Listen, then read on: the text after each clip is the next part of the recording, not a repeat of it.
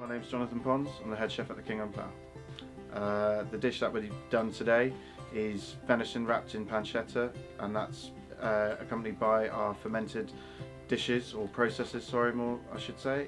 That's the sauerkraut and the fermented raspberries. We've used celeriac to help balance out the dish because it's quite earthy, and we very simply made a puree and roasted the celeriac, and then that's with the fermented raspberries, sauerkraut and the venison.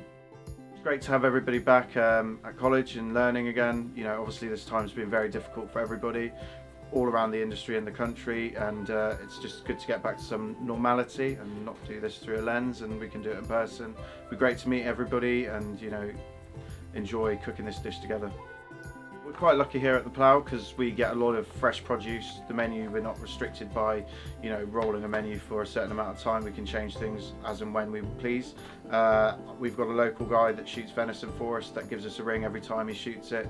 So literally he shoots it in the afternoon and we'll have it by that evening. We then have to break it down. Obviously he brings it grallic, so grallic basically means its head's off, it's been the fur's been taken off, and it's got no guts, so it's literally ready for hanging and producing. So at that stage we know that we've got the venison and it's prepped, and we've got it in the more manageable pieces. We use different pieces for different things. So today we've used the haunch. The great thing with the haunch, if you actually seam bone it, it's just as nice as the fillet or the tenderloin. So, you know, it's also, I think, got more flavour, it's more depth, it's a richer kind of meat as well. Obviously with all the trim we keep for burgers, pies or whatever else, but the main focus that we've had on today is with the really clean meat. So we've just wrapped that in pancetta. Very simply, when we did it today, if there's any kind of small bits to make a more perfect loin, we use protein powder to roll it to make the shape, and then you leave that in the fridge overnight, and then, like you saw me do earlier on the video, I laid out the pancetta, put more protein powder down, and basically rolled it into a ballantine. The protein glue basically just helps bond it. It's not pleasant if you use too much because it will actually leave a nasty texture, so you just want to almost season the meat with it, and that will just help bring it all together, so when you come to cut it and produce it later, it just looks a bit more nicer and cleaner. So we start with a peeled celeriac, and then we trim it down, so you square it off so it's easier to cut into more kind of regimented lines. As you saw, I was trying not to put too much pressure on the knife when you're cutting it. If you put too much, it tends to veer off one way or the other. You get a bit of a funky shape and you lose more out of the batons. Obviously you want some trim for the puree, but if you have too much, it's going to be out of ratio. The more and more you do the dish, you're going to end up throwing puree away, because you obviously have more puree than batons because you haven't done it properly the first time. So it's quite important just to take your time, be careful, make sure the bottom's nice and flat and straight so that it's not wobbling around. Make sure your board's got something under it so it's not wobbling around either. And yeah, just make sure your batons are nice and even. You know, even if you have to, after you've kind of trimmed it all down, you need to just cut them nicely. And then, yeah, we move on to the puree. Okay, so very simply with all the trims, we julienne it all down as much as possible. Butter, not hot, not foaming, just so it can start the process, and then you put the celeriac in with the butter and then the salt. And then you slowly cook it, about half heat, very gently. After it starts to turn colour a little bit, and you can see it will almost offset the white colour, it starts to lose its colour a little bit. Add the milk, bring it to the boil, and then turn it down to a simmer. You very gently simmer it until literally you can just put a knife through the celeriac. The heat of the actual celeriac itself and the milk will carry on emulsifying in puree with the butter as well when you put it inside the Vita Prep. With the batons, very simply just salt again, butter, and then just fry them off gently in a pan. Quite high heat this time. You want a kind of nutty, foamy brown colour. You don't want to kind of char it either, you don't want the butter to burn. So you need 75% heat in the pan so the butter is nice and brown and golden, but not over colouring and black, because you'll get speckly marks on it and you want it kind of as clean as possible.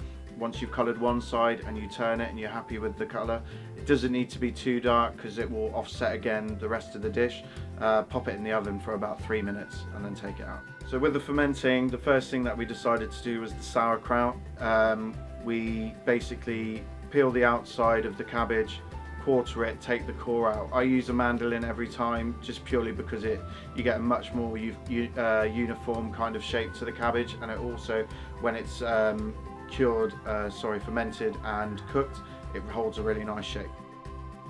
So we season the cabbage just with salt, and then put the juniper and thyme in. You can leave the stalks in, but it's just, you don't need too much. It's just as a kind of back note of flavour. You can chuck them in whole, or just try and take the little petals off. Then put the juniper in, and then by hand you almost just kind of want to get the salt all the way around it. You don't really want to try and break it up too much. It's more important to make sure that salt's all around the cabbage. Once that's done and you're happy that you kind of have felt the salt all the way around the cabbage, then you start to basically bruise it. This is to help release any of the moisture and liquid out of the cabbage. Once you're happy with that, then you can start to put it inside the jar. When you're putting it in the jar, it's really important that it stays compact and tight, and that you push it down so the liquid comes above it. There needs to be liquid over the cabbage, otherwise the bacteria that gets in can be quite harmful and dangerous. You'll get spoilage bacteria on the top, which then can create spores, and that can damage the whole sauerkraut basically. So the fermented raspberries, that's very simply, the first one, how I was shown how to do it, was very similar to how I did the sauerkraut itself, but since more kind of reading and understanding how to properly ferment fruits and soft fruits especially, so that you don't damage them too much, a brine is more useful. So the brine that we use today is 300 grams of water to 3 grams 3% salt. That's the exact same for the cabbage as well. It's 3% salt, referred to the recipe cards for all of that. And yeah, just a simple water, salt, brine. You heat it up first to dissolve in the salt, let it cool down so that the hot heat isn't going to completely destroy the raspberries, and then you pour it over the top.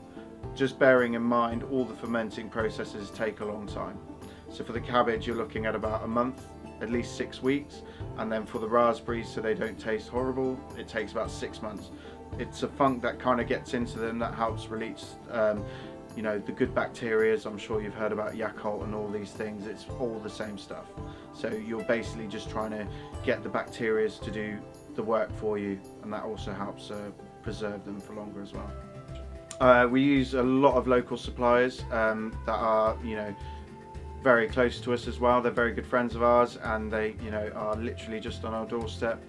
We use Paddock Farm, which is about 15 miles away. They produce a rare breed Tamworth pork, which is quite different. It's as it's a much fattier pork as well, it lends itself to aging longer, so you get a much stronger flavour without it kind of going a bit too funky. We use a bread supplier as well who makes all of our own sourdough. They are local to us in Milton under Wychwood. They are amazing. They use all locally sourced flours as well from the Cotswolds, and they're all organic. I was, back in the day, part of one of the first City and Guilds modern apprenticeships as a chef. So when I left school, I wasn't too sure what I wanted to do, but I'd been working in kitchens since I was about 13.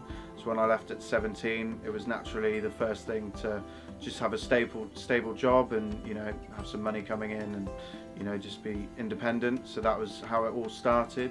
Obviously after a year or two, I progressed very quickly to chef de partie, and one of my head chefs asked me if I'd be interested in doing an apprenticeship. So then I started doing that on a Monday on my days off. Very similar to probably what you guys are doing as well. Just learning, you know, different elements.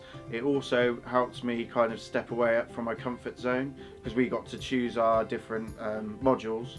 So there were modules of things that I didn't do on a day-to-day basis, so it forced my head chef to kind of spend the time with me, or my tutor to kind of give, you know, say to the head chef, you need to get this, and, you know, at the end of the day, it really benefited all of us involved. And then ultimately I did my level 3 doing that.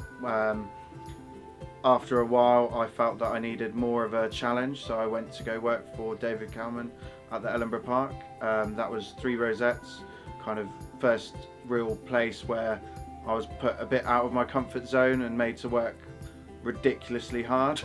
But you know, in the long run, he was a great kind of mentor and father figure to me at the same time.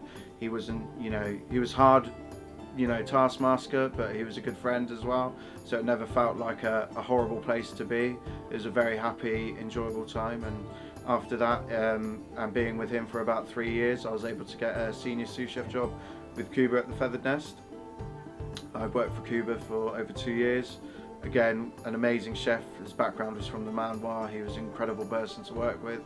I learned a lot there very quickly, or you know, there was a lot to kind of take on board, and you know, other elements to it. There was a lot more kind of different ingredients and things that Cuba used in his food, which was great, which was really good to learn. And then I took my first head chef job after that at the Slaughters Country Inn. The dishing elements is on at the minute. Unfortunately, because things are fermented and they take so long, it's hard to menu plan around that. But obviously the situation that we're in again, because we can change the menu literally service by service.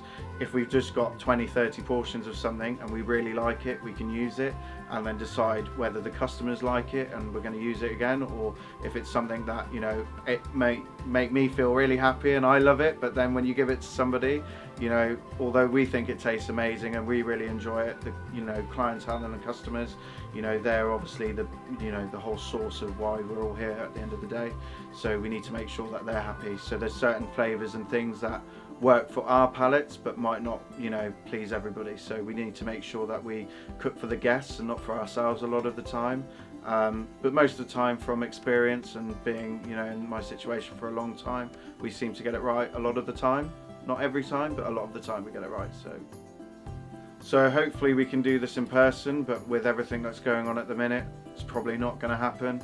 Have a good go at it. I'm available at any time. If anybody wants to get hold of me, I'm sure you can get your number, my number or my email from one of your tutors or the teachers. Again, it's an amazing skill. It's something I'm still learning about. If you can get it now, I'd really appreciate you going on with it. Fermenting's a growing interest in our field. Lots of people are trying it more and more now. There's a brilliant book by Noma about fermenting that I really would implore all of you to buy. It's incredibly useful to know about also the safe way of fermenting and bacteria and how it works.